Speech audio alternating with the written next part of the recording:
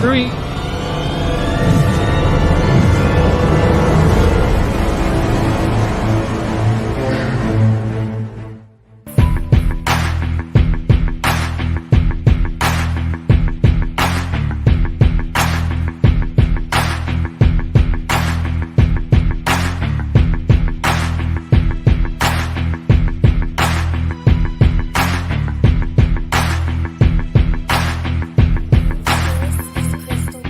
Hey, what's up, guys? Welcome to our Sixers versus Heat post-game show. Today we are reacting to the Sixers 137 to 130. What's going on?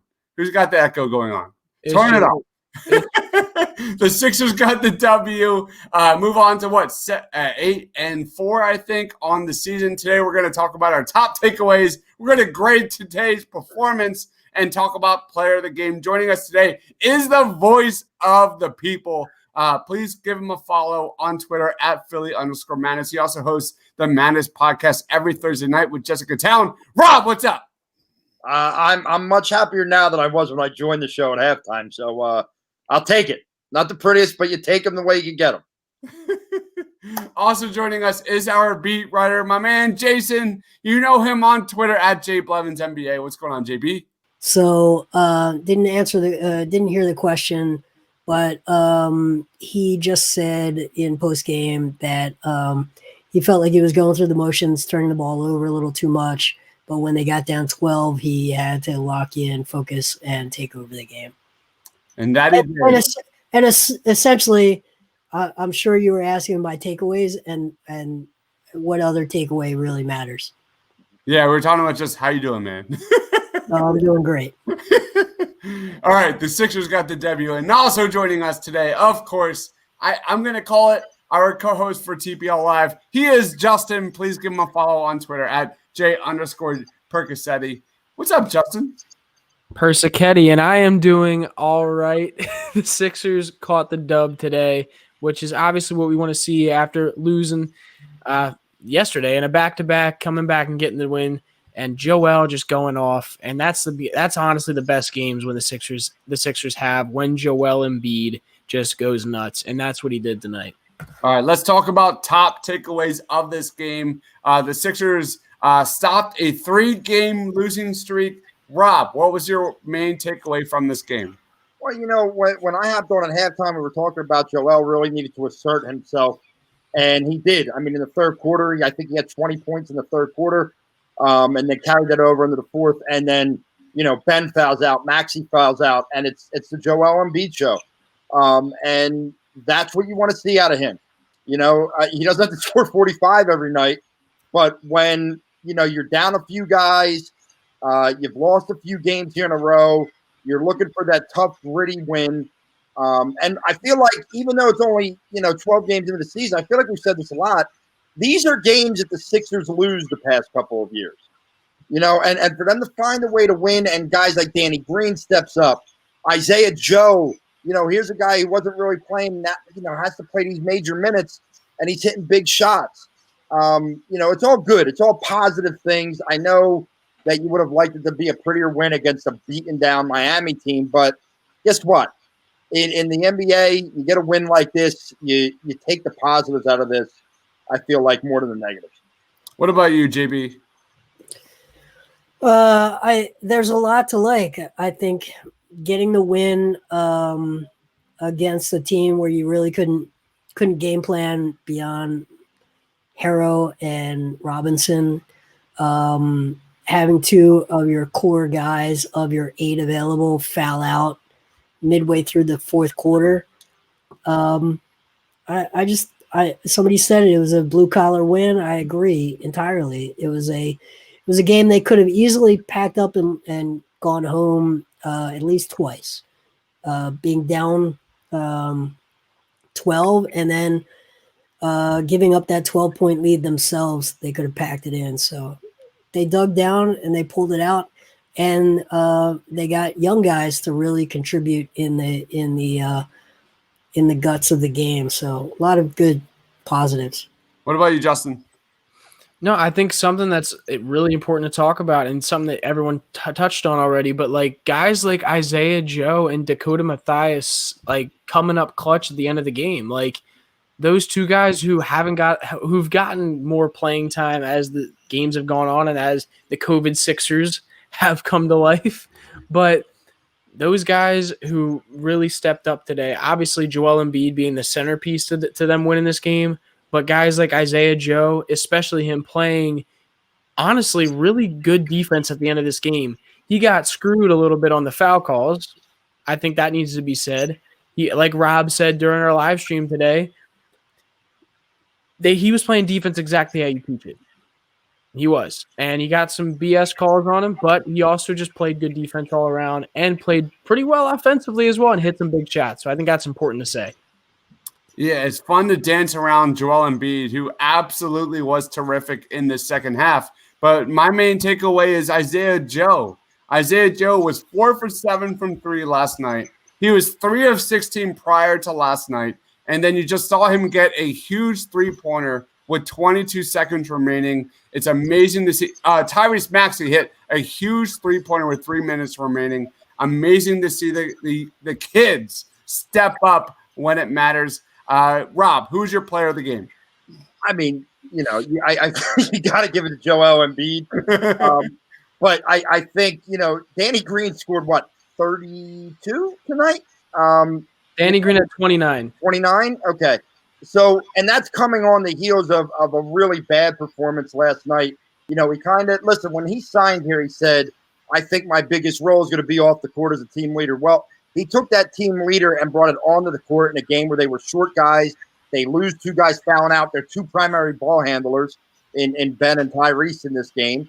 And I think that, he can get some votes there too. But, I mean, the big man, 45 and, 16, 4 assists, 5 steals, a hell of a block late in the game.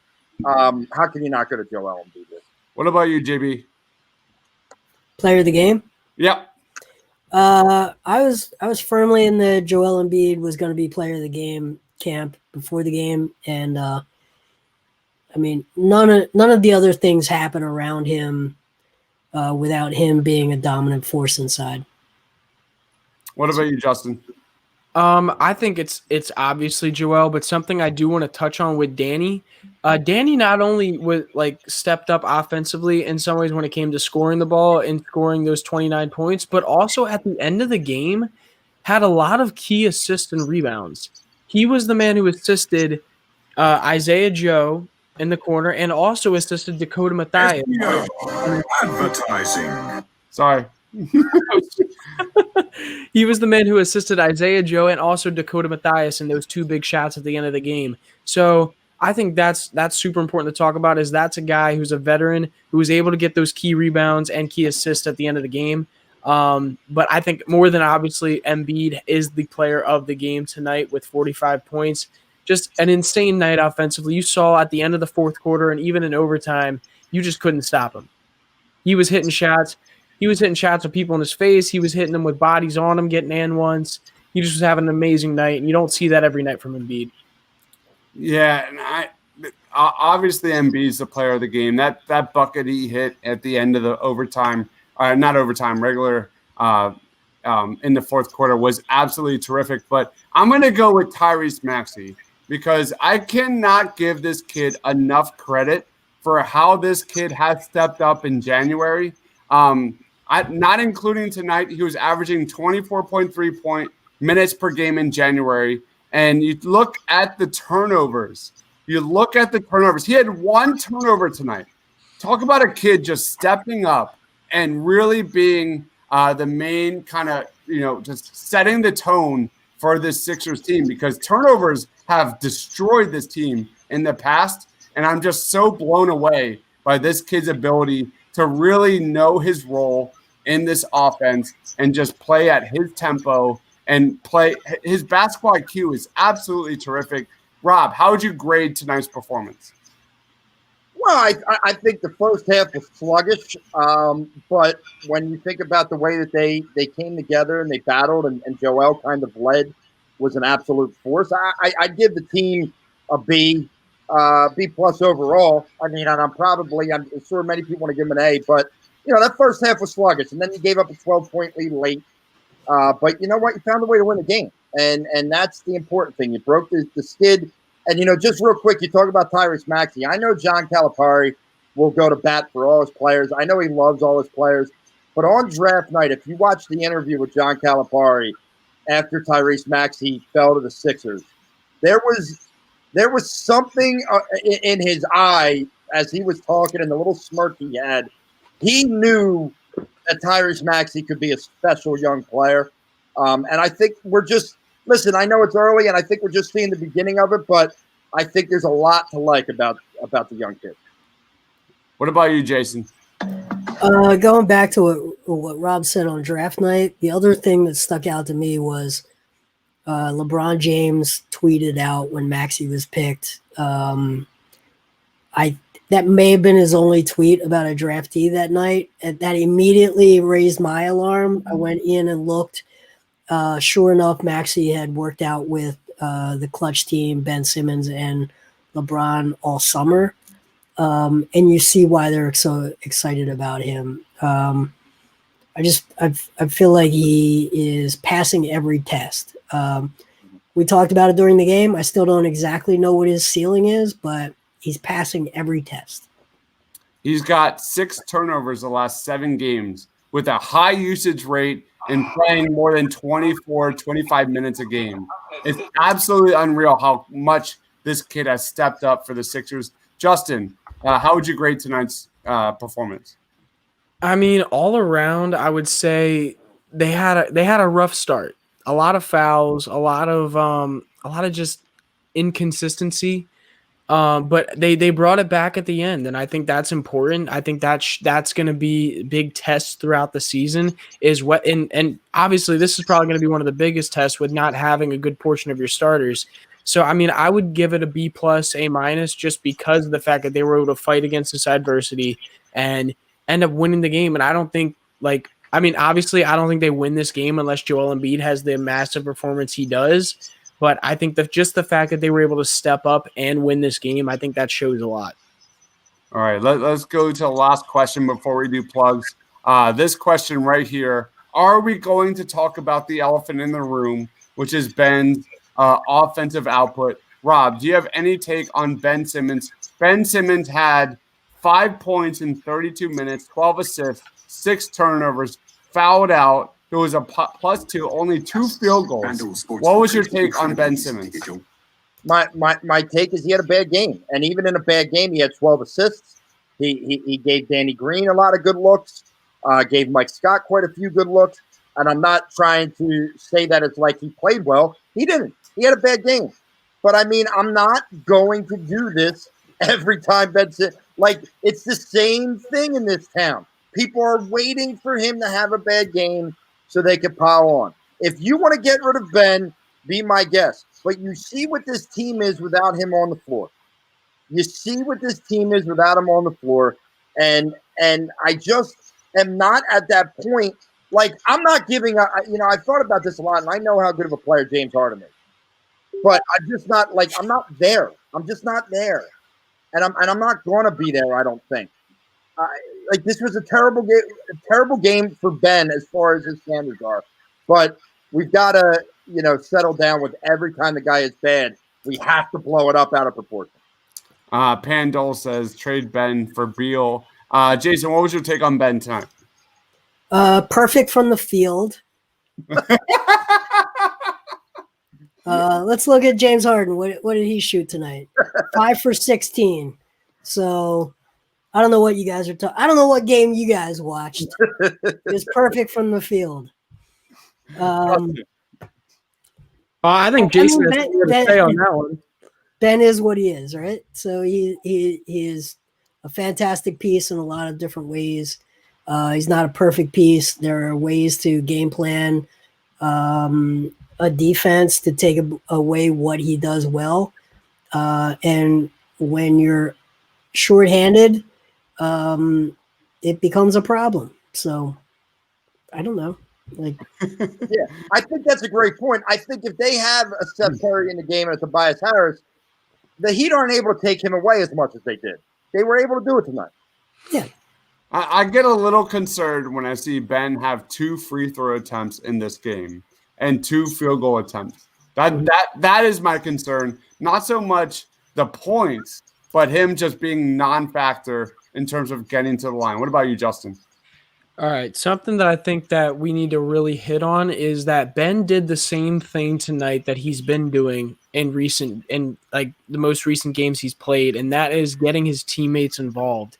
I think the big difference that you're seeing in the past few games is that the guys that are the ones shooting it around him are not the guys that were shooting it prior to Seth Curry being injured.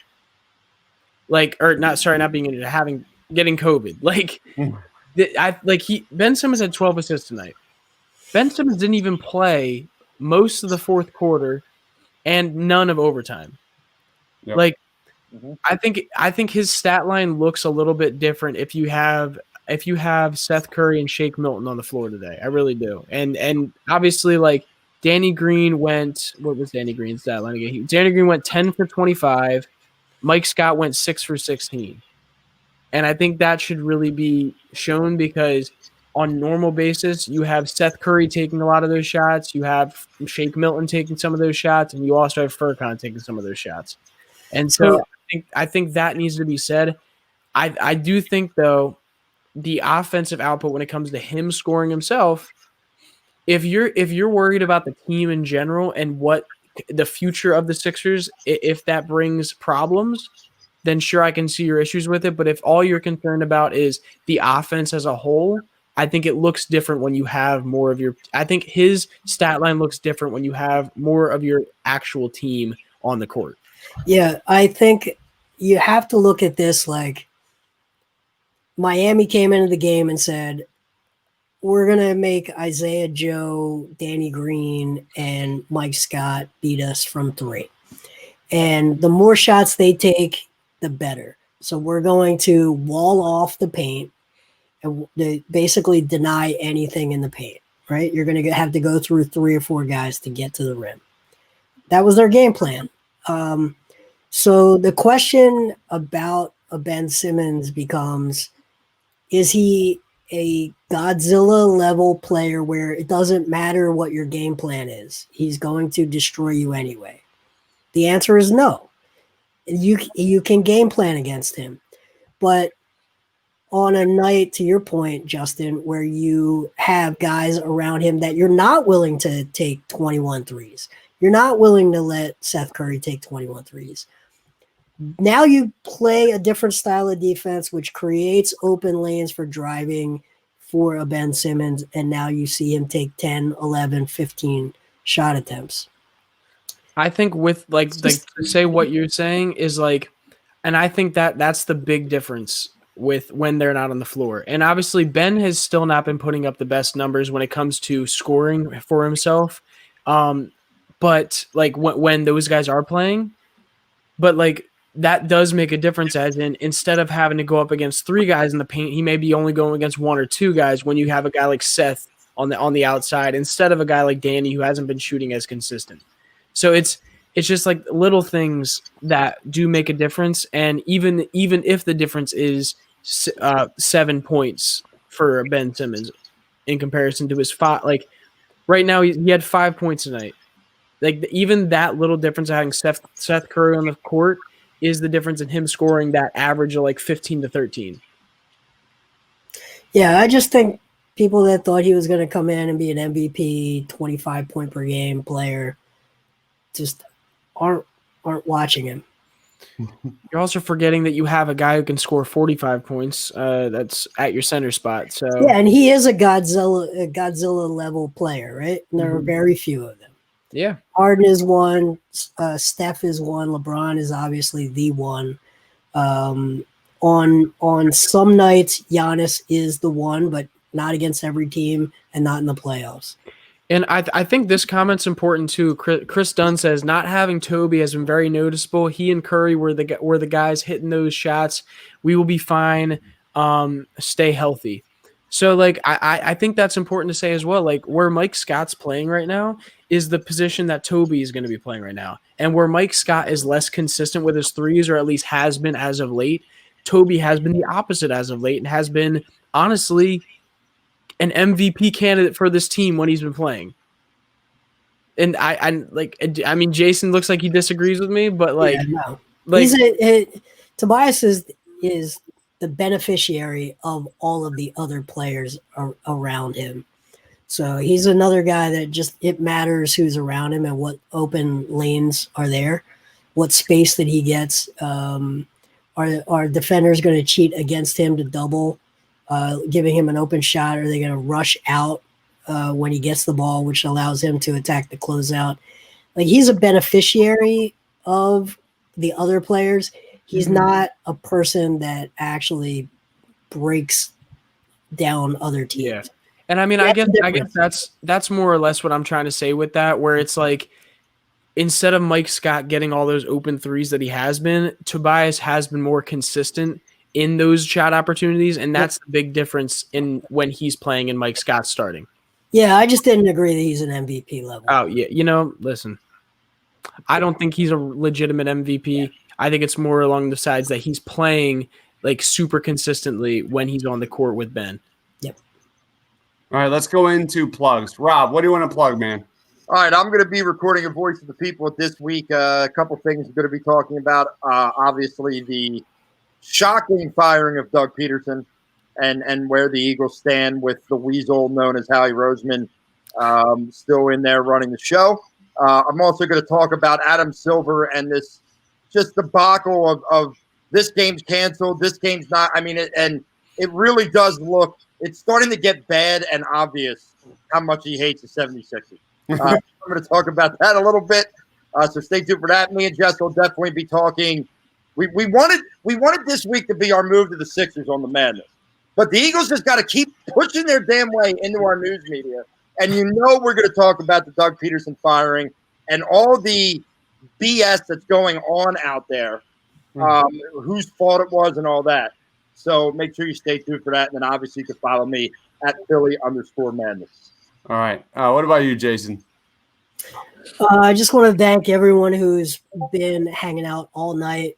Some of you guys have been here for the whole nearly 4 hours. That's awesome. Really just appreciate it and enjoy it, quite frankly. I read all of your comments, even the ones that don't make the main screen. I'm reading them all, and I'm really enjoying a lot of it, even when you roast us for things. Philly Heat. I'm sure it's way past your bedtime, but other than that, I mean, I really appreciate you guys hanging out with us. I appreciate Dives and Justin for all the work they do every game. I got my COVID results today, so I think I'm in the clear, so I'll be back in the arena very soon this weekend. So you'll see me probably the next time on a pregame. I'll be in the arena. Right. We love that. We love that. Austin, you're up. Yeah, I mean, so go follow me on Twitter at J_Persichetti. I post everything NBA, MLB, NFL, and you name it, I'll post it. Just come hang out with me. Dude, come hang out with us on these watch parties. We're here every game, just about. And if we're not here during the watch party, we're definitely on here for post game. So just come, keep hanging out with us. You guys are the reason we keep bringing it to you. We see you guys. We see that you want this. And we appreciate you guys hanging out with us. So follow us on that. Or keep following the watch parties. Also, go follow TPL on Twitter and Instagram. I help out with those, so please go follow that. It really helps us out if you follow those accounts. And don't forget to like and subscribe. Lastly, make sure you follow. Tomorrow, we got the Daily Dose at 4 o'clock. They're going to talk about the Sixers and Heat game. They're going to do a quick game recap. But Paul Hembo from ESPN will be joining at 4:30. And then we've got Dave Holt just wrapping it up with a Flyers pregame show. And then we will be doing a Flyers live watch party versus the Penguins tomorrow, I guess around 5:30. So a lot going down here tomorrow. So please be sure to like. Please be sure to subscribe. Turn on those notifications. We're pretty much like hitting like 3 shows a day here. So it's absolutely awesome. So I just want to say thank you, everybody here, for watching. Sixers got the W. Another 20-game home win streak. Can we say it? Can we say it? It's happening. It's coming down. So everyone. The only reason the win streak ended was because of Adam Silver. Period. And and they hate Sam Hinkie. That's what it is. So thank you everyone for watching. For Rob, for Justin, for Jason. Have a good night. Stay awesome. Peace.